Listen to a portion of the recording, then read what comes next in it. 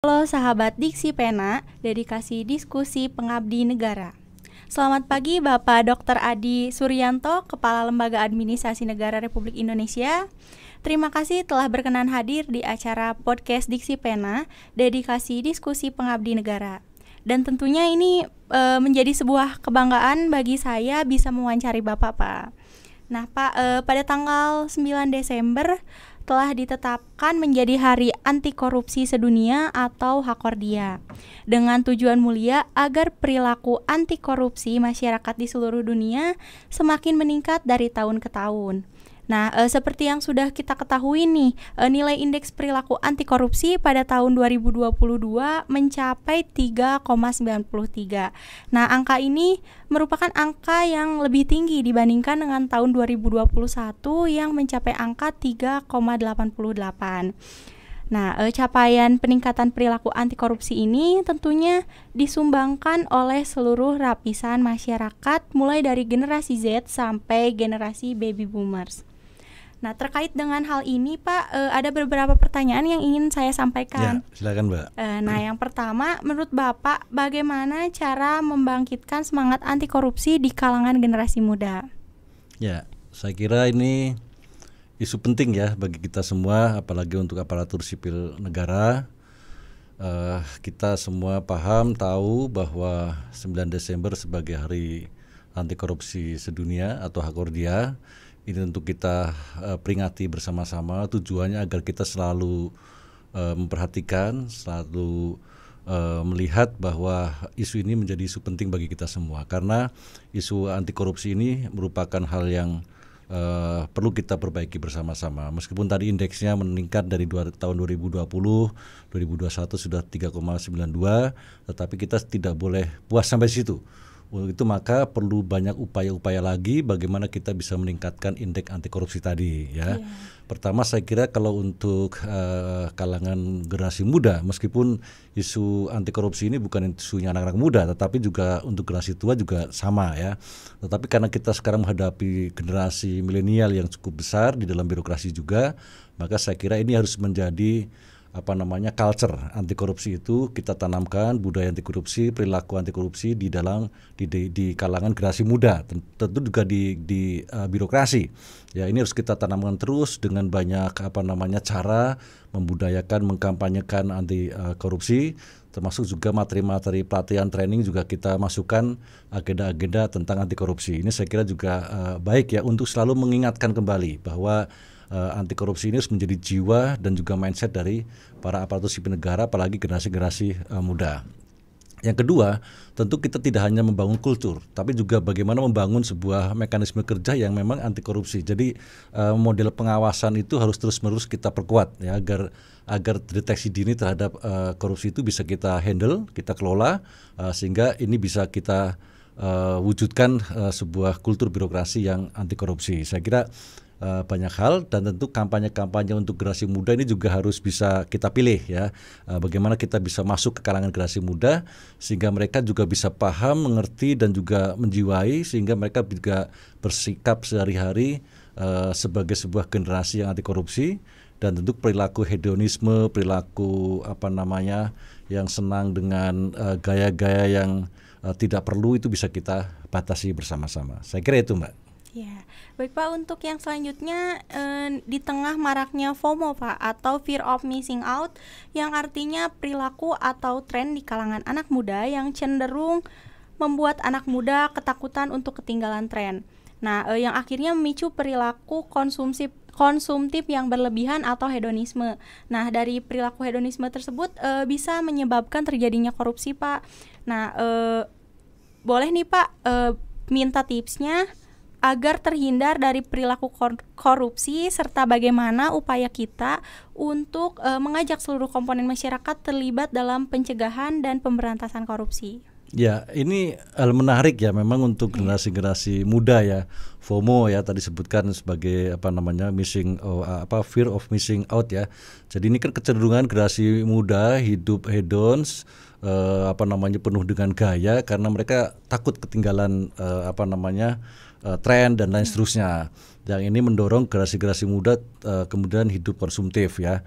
Nah ini tentu kita harus ingat ya, memang gaya hedonisme ini kan sebagai sebuah akibat dari dampak perubahan zaman ya, di mana sekarang kita lihat ini memang perubahan demikian cepat termasuk gaya hidup ya, macam-macam, sehingga kita harus punya kemampuan menyesuaikannya. Tetapi gaya hidup yang berlebihan konsumtif tadi itu menjadi hal yang harus kita waspadai, karena kadang kemampuan orang itu berbeda-beda. Nah ini kadang hedonisme, gaya konsumtif yang tidak selaras dengan kemampuan ini akan menjadi bahaya.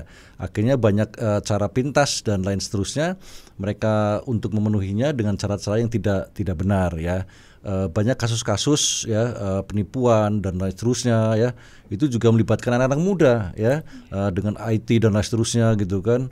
Itu juga banyak anak-anak muda yang terlibat. Ini juga cukup memprihatinkan bagi kita ya, kalau generasi muda sudah terlibat di dalam penyalahgunaan misalnya IT dan seterusnya. Nah itu juga merupakan perilaku yang tidak baik yang harus kita berantas. Untuk itu maka kepada generasi muda saya berpesan, pertama tidak usah takut ya dengan FOMO, tidak usah takut diklaim tidak ikut tren gitu kan.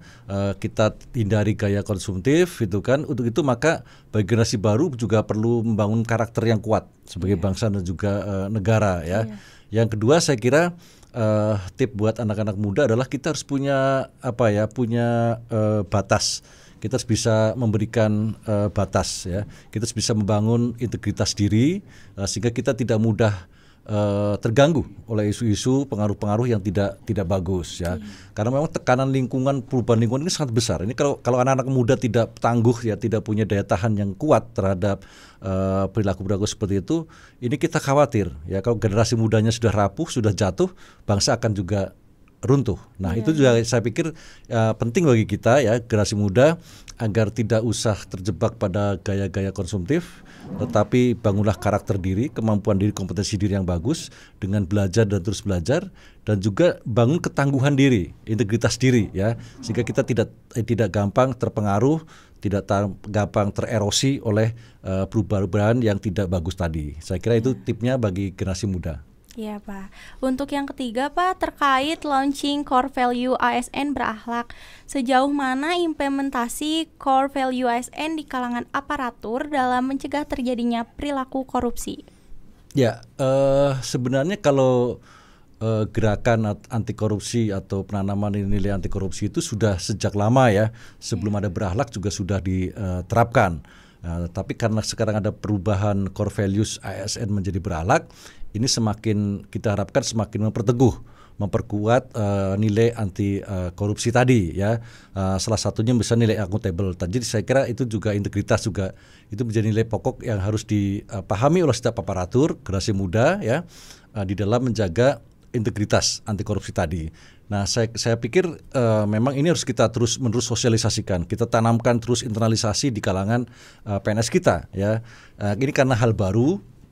Memang di dalam pelatihan kita baru menyasar di level latsar-latsar, anak-anak baru yang CPNS mau ke PNS. Tapi generasi-generasi yang senior ini justru tidak ada pelatihannya. Nah ini sedang kita coba desain gimana agar sosialisasi tentang berakhlak itu tidak hanya nyasar generasi muda, tapi mereka-mereka yang sudah senior juga harus kita perkuat nilai berakhlak tadi. Ini kan anak-anak muda kan kritis sekarang ini. Masa sih Pak yang diajar tentang berakhlak itu anak-anak muda terus, lasar terus, yang tua-tua nggak diajarin gitu kan. Itu anak muda sekarang kritis. Jadi saya kira itu penting, isu yang penting. Itu saya minta kawan-kawan nanti sedang mempersiapkan bagaimana sosialisasi tentang berakhlak juga untuk yang senior-senior, sehingga di dalam setiap lapisan atau jenjang-jenjang pelatihan ini juga materi tentang berakhlak tentu akan kita berikan terus-menerus ya. Jadi itu juga penting. Saya kira untuk implementasinya ini sudah cukup marak lah ya, semua PNS saya kira tahu tentang berakhlak, hanya bagaimana pendalamannya, internalisasinya, sehingga itu bisa dioperasialisasikan di dalam kegiatan kerja sehari-hari. Jadi jangan hanya jadi jargon-jargon ditempel di tembok, di baju segala macam berakhlak, tetapi sebenarnya secara substansi dan konten intinya itu apa sih? Apa perubahan yang mendasar yang harus diperlihatkan setelah kita menggunakan core values berakhlak? Jadi itu tantangan kita bersama, Mbak. Ya. Nah, baik Pak, untuk yang terakhir, pesan untuk kami sebagai generasi muda agar tetap bersemangat dan memiliki idealisme memerangi korupsi. Ya, saya kira idealisme ini memegang peran penting, ya. Kalau kita hidup zaman sekarang tidak punya idealisme, maka kita akan terbawa arus perubahan yang serba tidak jelas. Karena perubahan sekarang itu bukan perubahan yang linear, tapi non-linear. Jadi arahnya nggak jelas. Untuk itu maka idealisme ini akan menjadi pedoman, penuntun kita untuk berjalan melangkah ke depan.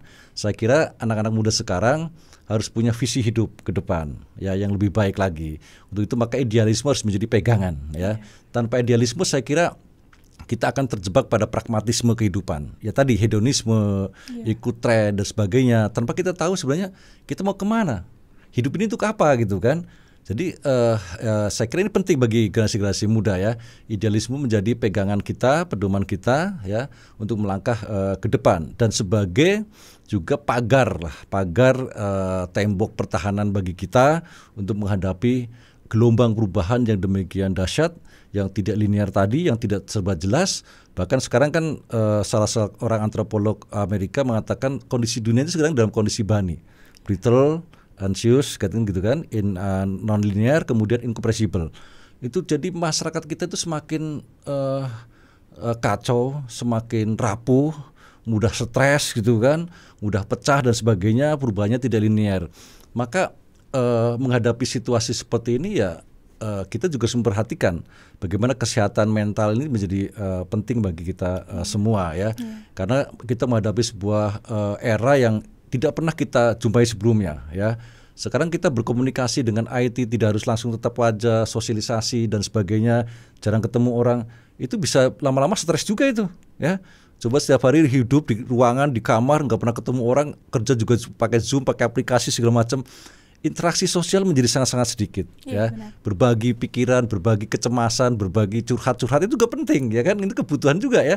Tapi kalau dengan perubahan yang ada, saya kira ini juga merupakan dalam tanda petik ancaman bagi kita, ya. Bagaimana kesehatan mental ini menjadi tantangan kita ke depan. Untuk itu maka generasi muda saya harapkan tidak boleh asik dengan dirinya sendiri.